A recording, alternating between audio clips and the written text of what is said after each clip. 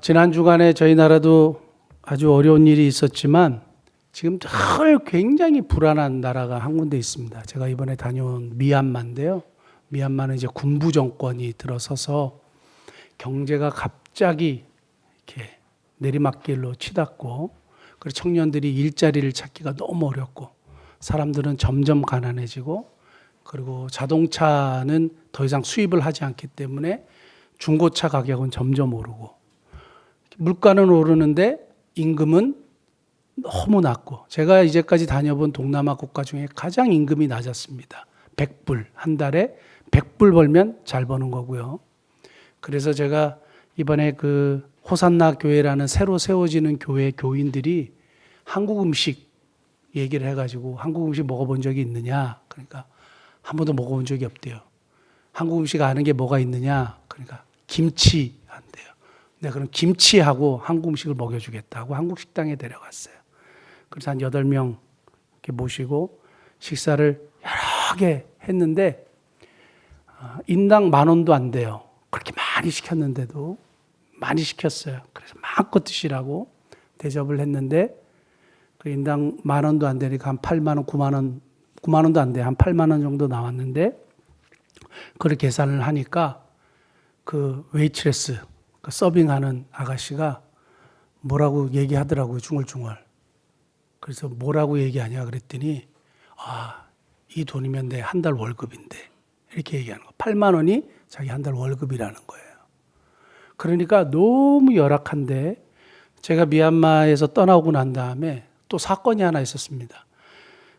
저희를 통해서 세워진 예수님의 제자들 교회라는 교회가 있잖아요. 근데 그 교회에 버마인이 메인 종족입니다. 버마인에서 회심하는 게 그렇게 어려운데 회심하고 목사가 된 보보 목사님, 우리가 영상으로도 몇 번 보지 않았습니까? 그 보보 목사님이 그 교회에서 이제 저하고 이렇게 이야기하면서 이제 통역하는 선교사님 통역을 해주는데, 나라가 사정이 좋지 않고 20세 이상 되는 사람들은 다 강제 징병을 해간다. 그리고 강제 징병을 하는데 항상 그 반란군들, 시민군들 대치하는 그곳에 보낸다. 그럼 어떻게 되겠느냐?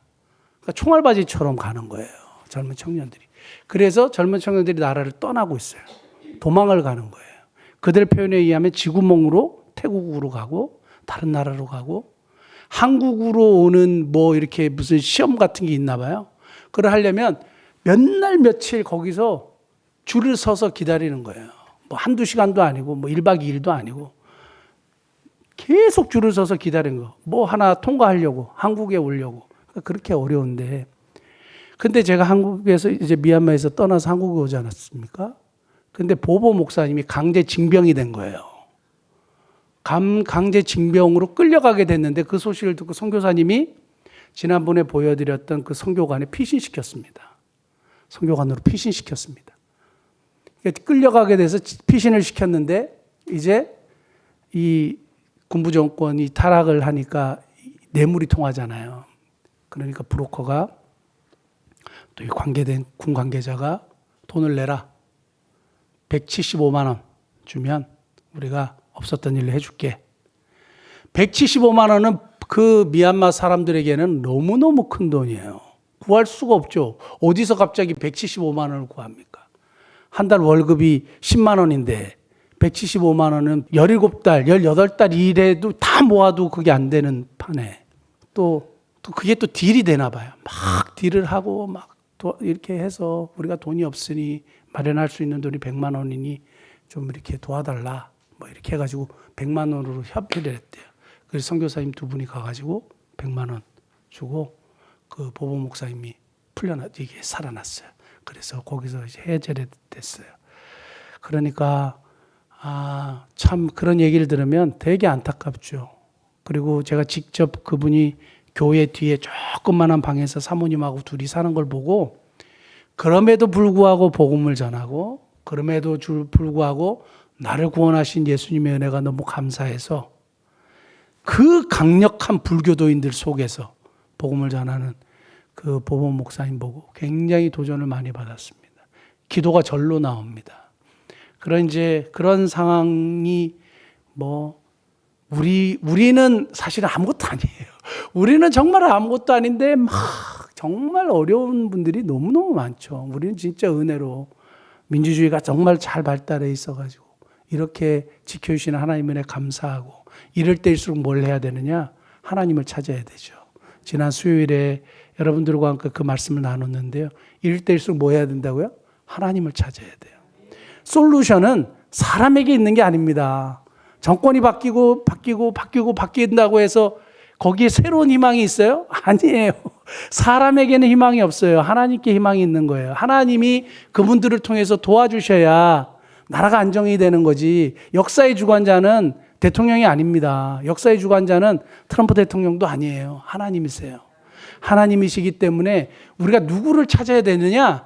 하나님을 찾아야 되죠. 새로운 인물을, 사람을 찾는 게 아니고요. 하나님을 찾는 거예요.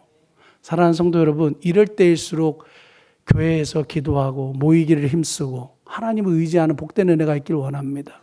저는 사실 되게 기대했어요. 왜냐하면 제가 미국 유학할 때 9.11 사태가 터졌거든요. 제가 지난 수요일에도 말씀드렸고 여러 번 말씀드렸지만 9.11 테러가 터졌을 때 제 친구 미국 애들이 다 군대 들어가겠다 그랬어요.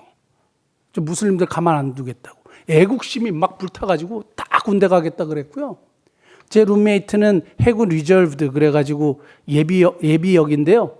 당장 입대해가지고 싸우러 가겠다고 막 다 미국 애들이 난리가 났어요. 난리가 났는데 한편 이 쌍둥이 빌딩이 무너진 뉴욕에서는요. 또 다른 일들이 일어난 거예요. 그게 뭐냐 하면 하나님을 떠났던 사람들이 다 교회로 왔어요. 다 교회로 와가지고 뭘 한지 아세요? 하나님을 찾았어요. 나라의 위기 앞에서, 이러한 심각한 문제 앞에서 이게 미래가 불투명한 상황에서 뭘 하느냐? 하나님을 찾게 되는 거예요. 사랑하는 성도 여러분, 이러한 일들이 있을 때 저는 기대했어요. 왜냐하면 오셔서 더 기도하기를. 그 집에서 텔레비 보고 막 이러지 말고, 여러분들이 걱정한다고 해서 일이 해결되지 않아요. 키가 한 자나 더 크지 않습니다. 저는 그래서 교회에 와서 기도하시거나 좀 이렇게 하나님을 찾는 그런 모습이 있기를 개인적으로 굉장히 기대했는데 그렇게 하셨죠. 댁에서. 네, 교회는 오시지 않았지만 우리 함께 이럴 때 하나님을 더 찾고 의지하는 그런 하나님의 백성 되시길 축복합니다. 자, 이런 참 나라가 어수선하고 막 복잡해지고 어려울 때 마찬가지로 이스라엘 백성들도 왕이 없고 혼란스러운 시기를 겪었습니다. 혼란스러운 시기를 겪으니까 사람들이 무엇을 기준으로 탁 삼는지 아세요? 자기요. 자기 생각을 딱 기준으로 삼고 판단한 거예요. 내 생각이 옳으면 옳은 거고 내 생각이 틀리면 틀린 거고. 그게 포스트 모더니즘하고 똑같거든요. 지금이 포스트 모더니즘 시대고 사람들의 생각들이 똑같아요. 그게 성경의 사사기거든요. 사사기에 사람들이 다 자기의 소견에 오른 대로, 자기 생각에 오른 대로. 그러니까 여러분과 저의 생각이 똑같을까요? 다르겠죠. 똑같은 부분도 있고 다른 부분도 있고 그러겠죠. 그러니까 어떤 부분의 의견이 맞지 않겠죠. 그럼 어떻게 되겠습니까? 부닥치게 되겠죠. 싸우게 되겠죠. 이렇게 되는 거예요. 자기 소견에 오른 대로 하면 기준이 중구난방이에요. 자기가 기준이 되니까 얼마나 많은 사람들이 다 자기 기준으로 살면 어떻게 되겠어요? 엉망진창이 되는 거예요. 그때가 사사시대입니다. 그런데 변하지 않는 기준이 하나 있어요. 그게 뭐냐 하면 하나님의 말씀이에요. 지금까지 우리가 이것을 최고의 기준, 최고의 권위, 궁극적인 권위로 두는 것이 하나님의 말씀이에요. 그래서 우리가 하나님의 말씀에 따라서 옳고 그름을 판단하고 하나님의 말씀에 따라서 좌우를 선택하는 겁니다. 하나님의 말씀에 따라서 모든 것을 기준으로 삼고 우리가 결정하고 판단하는 거예요. 사랑하는 성도 여러분, 내가 옳다고 생각하는 게 다 맞지 않아요. 내가 틀리다고 생각하는 게 다 틀린 게 아니에요. 그게 맞을 수도 있어요. 우리는 불완전한 존재입니다. 언제든지 영원한 말씀을 기준으로 삼고 살아가는 저와 여러분 되기를 원하는데, 사사기에는 자기 소견에 옳은 대로 생했던 시대니까 엉망진창이었겠죠. 그러니까 종교인들, 성직자가 첩을 가졌어요. 말도 안 되는 일이죠. 하나님의 말씀이 하지 말라 그랬어요. 딱 기준이 정해져 있는데도 첩을 가졌어요. 그래서 첩과 생활을 하고 첩이 도망을 갔네. 그래서 첩을 또 찾으러 갔네. 그래서 이 첩을 데리고 오는 과정에 베냐민이라는 지파의 집에 한 집에 유숙을 하게 됩니다. 그 유숙을 하게 되는데 이 베냐민이 타락하니까 자기 소견에 옳은 대로 행했잖아요. 그때 판을 쳤던 문제가 뭐냐면 동성애였어요. 동성애요. 그래서 이 동성애에 꽂혀 있는 베냐민 불량배들이 지금 그 어느 집에 유숙하고 있는 남자 끌어내라. 우리가 동성연애하겠다. 그게 성경에 나와 있어요. 그게 사사기 21장이에요. 18장부터 21장까지 동성연애하겠다. 그러니까 그 성직자 레위인이라고 하는 사람이 자기 첩을 이렇게 내놓습니다. 그래서 어려운 일을 당하고 결국 이 여인이 죽어요. 이 여인이 죽어가지고 가자고 했는데 널브러져 죽어져 있거든요. 정말 밤새 어려운 일을 당하고. 그래서 집으로 가서 뭘 했는지 아세요? 나귀에 실어가지고 집으로 가서 몸을 12토막을 냈어요. 성경에 들어가는 12토막 시체를 자른 일이 성경에 나와요. 12토막을 잘라가지고 다 박스에 넣습니다. 그리고 이스라엘 12지파에 택배로 이렇게 다 보냈어요. 여러분, 택배 받아보셨죠? 딱 열었는데 팔이 하나 툭 튀어나왔어요. 그것도 썩은 팔이. 이게 뭐지? 자초지종을 알고 보니까 이러한 일이 있었던 거예요. 하나님의 백성들의 사이에 한 지파에 동성애를 막 추구하는 사람들, 그래서 하나님이 기뻐하시지 않는 일들, 자기 소견에 옳은 대로 행했던 것까지야 뭐 사로가 다 이해하고 뭐 봐주고 막 엉망진창이 됐는데 이거는 안 되지 않느냐 하고 이제 난리가 난 거예요. 그래가지고 어떻게 됐느냐? 이스라엘의 11지파가 다 연합군으로 딱 모였어요. 40만이 모였다 그랬어요. 그래가지고 그 동성애를 했던 베냐민 지파하고 싸우기로 딱 모였습니다. 그래서 베냐민 지파를 다 죽여버렸어요.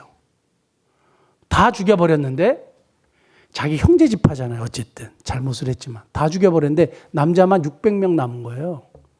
근데 이 종족을, 이 지파를 보존을 해줘야 되겠어요. 이 지파를 보존을 해줘야 되는데 어떻게 보존을 해줄까? 아니, 아내를 구해다 줘야 되지 않겠냐. 근데 갑자기 어느 누가 그런 거예요. 아니, 이번에 우리 연합군에 함께 하지 않은 사람들이 있다고 하는데 걔네들 누구야? 하니까 누가 얘기했어요. 길르앗 야베스 사람들입니다. 오늘 길르앗 야베스 사람들에 대한 이야기를 합니다. 우리가 계속 느디님 사람들, 레갑 사람들, 오늘 길르앗 야베스 사람들인데 성경에 많이 알려져 있지 않는 사람들이에요. 길르앗 야베스 사람들입니다. 그 자식들은 왜 우리 모임에 오지 않았어? 안 되겠어. 걔네들 가서 다 죽여. 이렇게 된 거예요. 느닷없이 자기들의 모임에 참여하지 않았다고 이 사람들이 왜 거기에 동참하지 않았는지 모르겠어요. 그런데 사람들을 보내가지고 군인들을 보내가지고 어떻게 했냐면 길르앗 야베스 남녀노소 다 죽이고 남자를 아지 못하는 처녀 400명만 남았다 그랬어요. 근데 나중에 보니까 아마 도망간 길르앗 야베스 사람들도 있었던 모양이에요. 근데 어쨌든 성경에서는 400명의 처녀들을 데리고 옵니다. 400명의 처녀들을 데리고 오는데 이 400명의 처녀들을 누구에게 주느냐? 그 남아있는 600명 중에 400명의 아내를 줘요. 거기에서 길르앗 야베스 사람들이 처음 등장하는데요. 여러분, 눈앞에서 아버지가 창에 찔려 죽고 엄마가 칼에 맞아 죽어요. 그리고 어린 동생들이 아무 죄 없는데 갑자기 자기 동족들이 쳐들어와서 죽여버렸어요. 그걸 자기 눈으로 봤어요. 자기 형제 친구들이 다 죽고 칼에 맞아 죽고 창에 찔려 죽고 목이 잘려 죽고 뭐 이런 걸 본 거예요. 그러면 그 마음에 트라우마가 생길까요? 안 생길까요? 엄청난 상처지 않겠습니까? 그런데 자기들을 끌고 가서 생면부지의 남자들에게 강제로 시집 보냈어요. 시집 보냈어요. 정말 환장할 노릇이에요. 오늘날 같았으면 자살을 해도 골백 번 했을 겁니다. 이렇게 어떻게 인생을 살 수 있겠냐? 어떻게 이럴 수가 있느냐? 그리고 그 아버지, 어머니 생각하면서 얼마나 울었겠어요. 얼마나 울었겠어요. 그런데 놀라운 건 뭐냐면 그러고 나서 성경은 조용해요. 근데 어느 날 사무엘상에 백성들이 우리도 이방 사람들처럼 왕을 주세요. 막 우리도 왕이 필요합니다. 막 난리를 쳤어요. 근데 등장해서 왕이 딱 된 사람이 누군지 아세요? 사울이에요. 사울이 무슨 지파인지 아세요? 베냐민 지파예요. 베냐민 지파 사람들이 굉장히 작은 소수지만 한 지파를 이루고 살았어요. 왜 그렇게 됐을까요? 길르앗 야베스 처녀들이 그런 과거의 트라우마가 있고 문제가 있고 어려움이 있지만 거기에 굴하지 않고 그냥 열심히 살았어요. 아이 낳고 자기 자녀 키우고. 그래서 어떻게 됐냐? 한 베냐민 지파가 존속되도록 자기를 과거에 연연하지 않고 그냥 열심히 자기의 주어진 삶을 살았어요. 자살하지 않았어요. 신세 한탄하고 원망하고 언젠가는 내가 칼을 갈아가지고 다 죽여버려야지. 이러고 살지 않았어요. 그리고 열심히 살았어요. 그래가지고 사울도 태어나고 베냐민 지파 후손들이 태어나서 베냐민 지파를 이루게 됐어요. 오늘 길르앗 사람들에게 등장하는 첫 번째는 뭐냐면 과거에 집착하지 않는 신앙, 과거에 얽매이지 않는 신앙입니다. 상처를 극복한 거예요. 누가 이러한 트라우마를 극복할 수 있겠어요? 정말 어려운 거지 않겠습니까? 말만 들어도 상상할 수가 없는 거죠. 우리 조금만 상처받아도. 여러분, 제가 보니까 말 조금만 나한테 무례하게 해도 얼마나 우리가 사실 그걸 못 견뎌합니까? 밤새 잠을 못 자가지고 입을 막 어떻게 할 수가 없어요. 말 한 번 나한테 무례하게 했는데. 에? 저 자식 가면 내가 누군 줄 막 자기 과거 얘기부터 나오고 사실 알고 보면 별거 다 아무것도 없는데 내가 누군 줄 알고 자기가 근데 우리는 우리에게 준 상처 그것도 견디지 못해서 막 난리 쓰고 입을 뒤집어 쓰고 막 이를 갈고 막 난리를 하는데 눈앞에서 그렇게 죽고 견딜 수 없는 상황이고 사랑하는 동생 죽고 가족도 다 죽고 친구들 죽고 그걸 눈으로 봤잖아요. 그런데 어떻게 그걸 이 베냐민 지파가 존속되게 되었을까요? 이 길르앗 야베스 여자들이 과거를 이겨낸 거예요. 과거에 얽매이지 않은 거예요. 상처에 그냥 짓눌려 살지 않은 거예요. 거기에 매몰되지 않은 거예요. 이겨낸 거예요. 그리고 자기에게 주어진 삶을 하나님 바라보면서 승리한 거예요. 사랑하는 성도 여러분, 성경은 분명하게 우리에게 얘기합니다. 과거에 얽매이지 말고 상처 극복하라고, 쓴뿌리 뽑아내버리라고, 그리고 미래로 나아가라고. 성경의 역사관은요, 직선사관이에요. 그래서 미래로 나아가는 거지 돌아가는 게 아니에요. 우리 동양사관은 순환사관이에요. 원형사관이라 그래서 계속 돌아가요. 저 쥐띠거든요. 12년 중에 또 쥐띠 생기잖아요. 그래서 우리 띠동갑 그러잖아요. 여러분 띠동갑 되게 많습니다. 왜 그런지 아세요? 계속 돌아가요. 12년 주기로. 음양오행 다 순환사관이에요. 계속 돌아가요. 계속 반복되고 이게 계속 돌아가는 건데 기독교 우리의 사관은 역사관은 뭐냐 하면 직선사관이에요. 과거에서 미래로 가는 거예요. 다시 돌아가지 않아요. 얽매이지 않아요. 대표적인 사람이 누구냐? 이삭이에요. 대표적인 사람이 이삭이에요. 근데 이삭은 여러분 성경에 보면 이삭도 굉장히 어려움을 많이 겪었습니다. 20년 동안 자녀가 없었는데 20년 후에 자녀를 주셨어요. 그게 야곱과 에서예요. 그렇게 기도해서 얻었던 자녀를 얻었습니다. 그 다음에 그렇게 광야 생활, 사막 지역, 정말 메마르고 건조한 땅에서 우물 파는 거 너무너무 어렵거든요. 우리 아프리카에 우물 파봐서 알지만, 얘기를 들어서 알지만 우물 파는 거 쉽지 않아요. 요즘에 첨단 장비를 가지고도 물이 안 나와요. 근데 우물을 팠어요. 어떻게 하는지 아세요? 아비멜렉, 블레셋 사람들이 항상 와서 뺏어갔어요. 그게 창세기 26장에 나옵니다. 그래서 그 우물 중에 하나를 뭐라고 이름 붙였냐면 다툼이라는 뜻의 에색이라는 이름을 붙여요. 근데 그 에색이라는 뜻이 그냥 다퉜다 이런 뜻이 아니고요. 무례하게 강탈했다는 뜻이에요. 엄청 무례하게 지 것도 아닌데 와갖고 뺏어간 거예요. 얼마나 속상합니까? 근데 이삭이 그 사람들하고 싸우지 않아요. 다음 단계로 또 가요. 또 우물을 팠어요. 신나라 그랬어요. 신나는 에색에서 더 안 좋은 개념이에요. 더 무례하게 하고 더 기분 나쁘게 하고 뺏어가서 지 것도 아닌데 우리가 열심히 해서 했는데 뺏어갔어요. 싸우지 않아요. 그래서 5개 파요.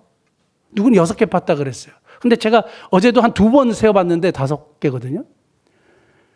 5개를 파는데 계속 뺏기는 거예요. 계속 뺏기는데 어떻게 해요?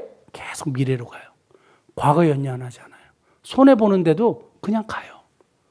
계속 나를 해코지 하려고 그러고 막 힘들게 하고 무리하게 대하고 그리고 싹 뺏어가고 진짜 나쁜 놈인데 우리 어느 분하고 이야기를 하는데 직장에서요.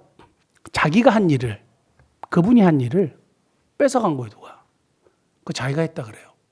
그래서 사장한테 칭찬 듣는 거예요. 무슨 드라마 같은 데서 그런 거 많이 있잖아요. 현실에서 그런 일이 있습니다. 여러분, 여보래요. 정말 말도 안 되니까, 여보, 여러분, 정말 이런 일들이 있어요. 자기가 한 거를 뺏어가 버렸어요. 그리고 자기가 했다 그래요. 그런 일이 한 번일까요? 2번도, 한 번 한 사람들은요, 계속해요. 그리고 자기가 했다 그래요. 처음에 죄책감 느끼나 죄책감 안 느끼나 봐요. 정말 환장할 노릇이죠. 직장 어떻게 다니겠어요? 근데 꾸준히 다니는 거예요. 근데 여기에 연연하면요, 아무것도 못해요. 세상에 쉬운 일이 있겠습니까? 우리가 당하는 인생살이가 이런 일들이 태반인 거예요. 그런데 어떻게 해요? 거기에 대해서 원망하고, 에이씨! 하고 막 여기에 대해서 화풀이하고 하지 않고요. 어디로 가요? 직선사관으로, 미래로 가는 거예요. 미래로 가니까 갑자기 하나님께서 나타나 주십니다. 창세기 26장 24절 25절. 그 밤에 여호와께서 계속 뺏겼어요. 계속 뺏기고 이제 마지막 우물을 하나 팠어요. 근데 파기 전이에요. 그 밤에 여호와께서 그에게 나타나 이르시되 나는 내 아버지 아브라함의 하나님이니 두려워하지 말라. 내 종 아브라함을 위하여 내가 너와 함께 있어 너에게 복을 주어 너 자손이 번성하게 하리라 하신지라. 25절. 이삭이 그곳에 제단을 쌓고 여호와 이름을 부르며 거기 장막을 쳤더니 이삭의 종들이 거기서도 우물을 팠더라. 하나님께 예배드리고 또 우물 팠어요. 뺏으러 갔어요? 블레셋 사람들하고 다투러 갔어요? 아니에요. 또 미래로 가는 거예요. 그러니까 나중에 창세기 26장 마지막에 물을 얻었더라. 하나님이 만나주시고 다 하시는 거예요. 여러분, 우리가 양보하고 우리의 상처 하나님이 모르실 것 같죠? 다 하시는 거예요. 결국에는 어떻게 해요? 하나님이 기억하시고 만나주시고 물을 얻게 하시는 역사를 경험하게 하실 줄 믿습니다. 자, 그러니까 길랏 야베스 사람들에게도 등장하는 게 뭐냐? 과거에 얽매이지 않는 신앙, 상처를 극복하는 신앙이에요. 여러분, 상처 준 사람이요, 기도하세요. 그냥 잊어버리세요. 안 잊어버려져요. 그렇죠. 안 잊어버려지죠. 그러면 용서하세요. 용서하세요. 그냥 용서하세요. 어떻게 하겠어요? 뭐 어떻게 하겠어요? 가서 잡아 죽일 거예요? 어떻게 하시겠어요? 그냥 용서하세요. 용서하시고 기도하시고 하나님의 그 평강을 맛보시는 복된 은혜가 있길 원합니다. 과거를 극복하는 신앙 통해서 미래로 나아가는 저와 여러분 되시길 바랍니다. 길르앗 야베스 사람들이 또 한 번 등장하는데, 아까 우리도 왕을 주세요 하고 이제 사울을 왕으로 세웠다 그랬잖아요. 사울이 왕으로 세움을 받는 일에 등장하는 사람들이 길르앗 야베스 사람들이에요. 근데 길르앗 야베스 사람들이, 그 사람들이 살았던 지역이 암몬 자손이 항상 차지하려고 난리를 쳤던 땅이었어요. 우리 사진 한 번만 보여주시겠습니까? 사진 한번 보여주시면, 혹시 그림이 잘 안 보이실까 봐 제가 이거 갖고 왔는데요. 여기가 암몬이고요. 여기가 길르앗 야베스인데, 여기가 갈릴리 바다 요단강 사해, 여기가 지중해. 구약의 파노라마 대충 기억나시죠? 여기가 이제 약속의 땅 가나안이에요. 가나안이고, 여기가 지금 사건이 여기가 이제 사울이 있었던 기브아라는 곳이고, 요단강을 건너서 오른쪽 이 위쪽이 길르앗 야베스인데 70km예요. 근데 요 암몬 자손의 왕 나하스가 길르앗 야베스로 쳐들어와 가지고 7일간 말미를 줄 테니. 예전에 그런 전쟁이 없었는데 참 특이한 일이에요. 7일간 말미를 줄 테니 너희들 도울 자가 없으면 너희들 종으로 삼겠다. 남자들 눈 한쪽을 다 빼버리겠다. 이렇게 얘기했어요.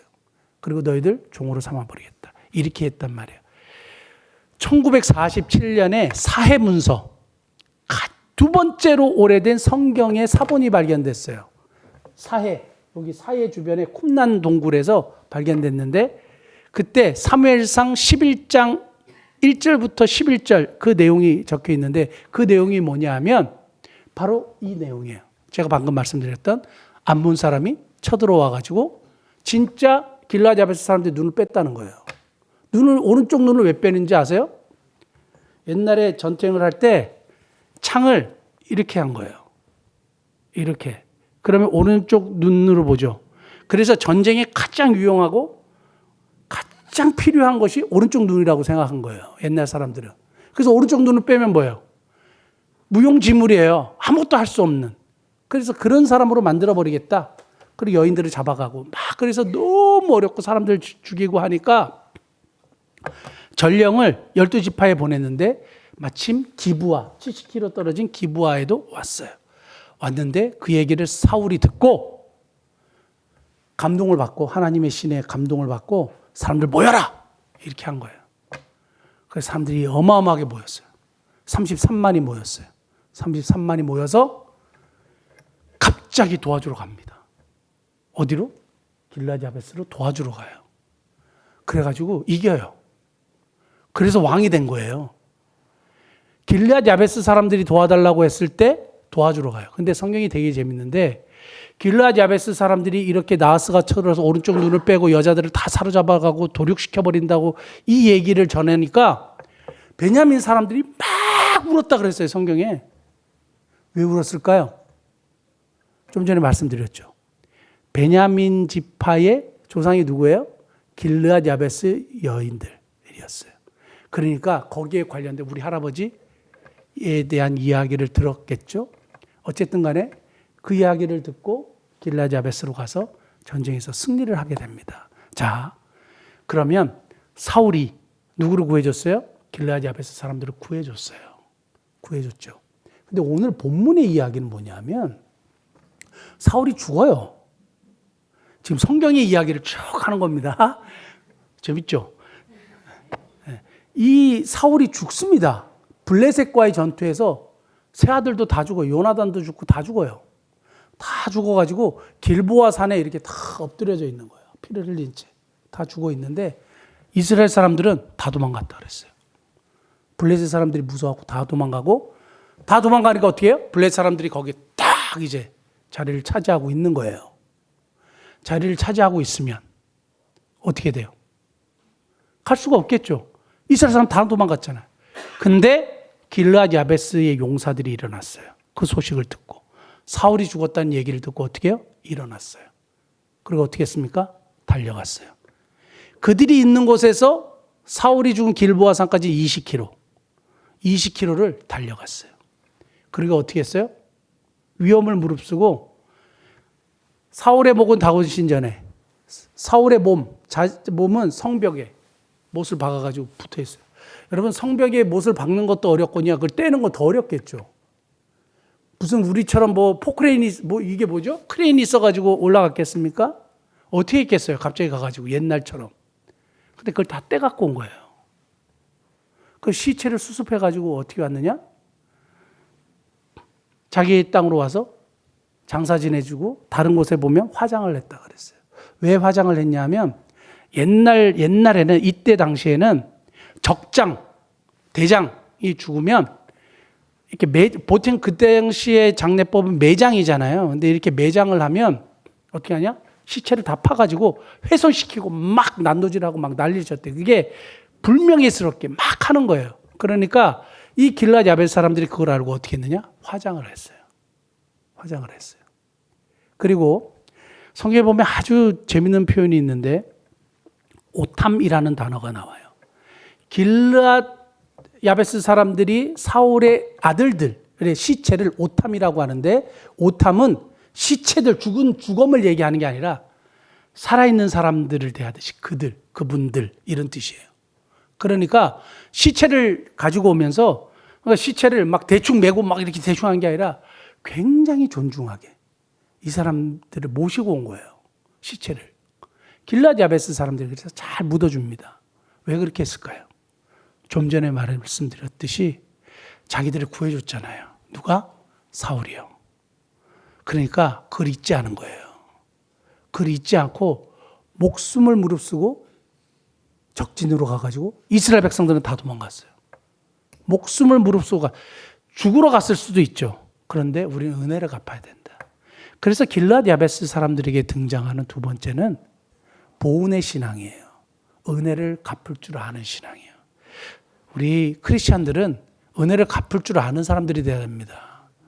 은혜를 엄청나게 받아놓고 모른 척하고 도움을 받아놓고 속된 말로 쌩까고 뭐 쌩깐다는 표현을 하더라고요. 별로 좋지 않은 표현인데 어쨌든 간에 모르는 척하고 잊어버리고 그러면 안 되죠. 하나님의 은혜 우리가 보존할 수 있어야 되고 부모님의 은혜 보존할 수 있어야 되고 나에게 은혜 베풀어 준 자 보존할 수 있어야 되고 나를 주께로 인도한 과거의 내 친구 아유 걔 변질됐어요. 상관없어요. 나를 인도한 사람이잖아요. 저하고 뭐 정치적인 색깔이 달라서. 그거 뭔 상관이에요. 나에게 은혜를 베푼 사람이잖아요. 오늘 본문의 말씀 보면 13절 14절 보면 사울이 죽은 것은 하나님께 범죄했기 때문이래요. 그러니까 사울은 좋지 않게 결말을 맞았어요. 그리고 변질됐어요. 그 이스라엘 백성들도 사울의 시체를 수습하지 않았거든요. 그러니까 길르앗 야베스 사람들도 다 알았어요. 사울이 변질됐다는 거. 그런데 가서 수습해 줍니다. 은혜를 기억하는 거예요.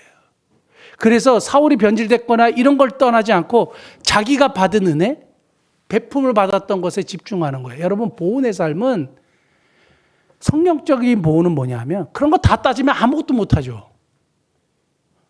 아무것도 못하지 않겠어요? 내가 받은 은혜에 집중하는 거예요. 그리고 그것에 대한 보응을 하는 겁니다. 그리고 희생을 각오하는 거예요. 희생을 각오하고 존중하는 거예요. 나에게 은혜를 베풀어 준 사람을 존중하면서 보호하는 그런 자리에까지 가야 되는 것이죠. 그래서 이 길르앗 야베스 사람들이 데리고 와서 시체를 가지고 와서 잘 해주는 장면이 오늘 본문의 내용이에요. 그러니까 길르앗 사람들의 야베스 사람들에게 등장하는 이 기가 막힌 보온의 신앙이에요. 그러면 이런 삶을 살았던 분명히 사울은 하나님 앞에 범죄했는데 이렇게 잘해주는 게 문제가 되지 않나요? 아니요. 사무엘 하 2장 4절부터 6절인데 사울이 죽고 누가 왕이 됐습니까? 다윗이 왕이 됐죠. 근데 다윗이 뭐라고 얘기한지 같이 한번 읽어볼까요? 시작. 유다 사람들이 와서 거기서 다윗에게 기름을 부어 유다 족속의 왕으로 삼았더라. 어떤 사람이 다윗에게 말하여 이르되 사울을 장사한 사람은 길르앗 야베스 사람들이니이다 하며 다윗이 길르앗 사람들에게 전령을 보내 그들에게 이르되 너희가 너희 주 사울에게 이처럼 은혜를 베풀어 그를 장사하였으니 여호와께 복을 받을지어다. 6절까지 같이 너희가 이 일을 하였으니 이제 여호와께서 은혜와 진리로 너희를 베푸시기를 원하고 나도 이 선한 일을 너희에게 갚으리니. 아멘.